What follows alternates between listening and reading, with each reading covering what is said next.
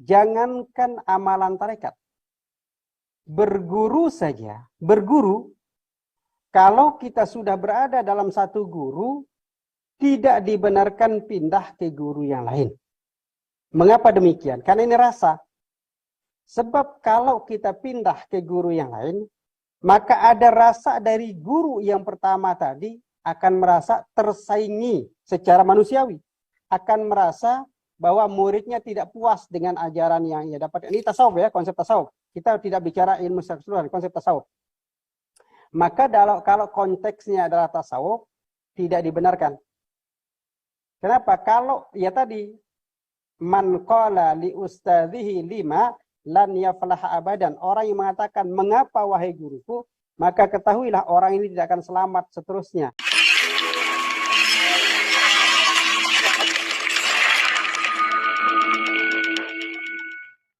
Jika sudah dibaiat di satu atau tarekat A, apakah mungkin kita akan dapatkan atau bisakah kita dibaiat di tarekat B? Karena ini tarekat itu adalah bahagian dari tasawuf. Tasawuf itu adalah bagian dari komunitas kumpulan spiritual. Maka kumpulan spiritual itu adalah sangat kaitannya sangat kuat dengan rasa. Sangat kuat dengan rasa.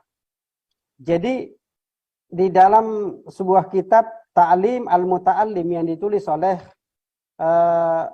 Imam Az-Zurnuji. Kalau di dalam bahasa kitab Jawinya adalah Pelita Penuntut. Itu dijelaskan bahwa jangankan amalan tarekat. Berguru saja, berguru, kalau kita sudah berada dalam satu guru, tidak dibenarkan pindah ke guru yang lain. Mengapa demikian? Karena ini rasa. Sebab kalau kita pindah ke guru yang lain, maka ada rasa dari guru yang pertama tadi akan merasa tersaingi secara manusiawi. Akan merasa bahwa muridnya tidak puas dengan ajaran yang ia dapat. Ini tasawuf ya, konsep tasawuf. Kita tidak bicara ilmu secara keseluruhan, konsep tasawuf. Maka kalau konteksnya adalah tasawuf, tidak dibenarkan. Kenapa? Kalau ya tadi, man qala li ustadzihi lima lan yaflaha abadan. Orang yang mengatakan, mengapa wahai guruku, maka ketahuilah orang ini tidak akan selamat seterusnya. Maknanya tidak akan sampai pada tujuan. Nah, kalau kita sudah punya satu amalan, maka cukupkan diri dengan amalan itu, yakinkan diri bahwa amalan itulah yang dapat menyampaikan kita, maka akan sampai. Ana inda dhanni abdi bi. Aku berada pada prasangka hambaku. Jika ia berprasangka bahwa yang ia lakukan adalah baik, maka Allah akan terima kebaikan itu. Jadi kalau kita berprasangka tidak baik, maka tidak akan diterima. So kesimpulannya, kalau dalam dunia tasawuf, maka tidak dibenarkan melakukan satu baiat yang lain dari baiat yang sudah diperolehi.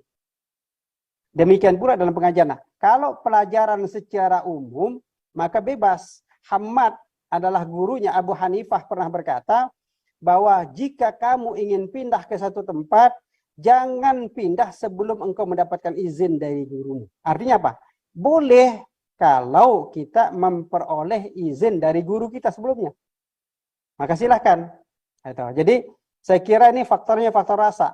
Jadi jangan pernah menyakiti gurumu walaupun dengan satu mimik mukamu. Dengan satu caramu. Kenapa? Karena kalau dalam sebuah hadis yang direkodkan dalam kitab Al-Istidad Yaumil Ma'ad, di sini dikatakan bahwa man 'allamaka harfan fayakunu abdan lahu. Orang yang mengajarkanmu satu huruf, maka engkau menjadi hamba sahayanya. Artinya apa? Artinya sebenarnya bukan lalu kemudian yang menjadi hamba sahaya kita, semau kita tidak. Artinya betapa pentingnya sebuah pengajaran walaupun ini satu huruf.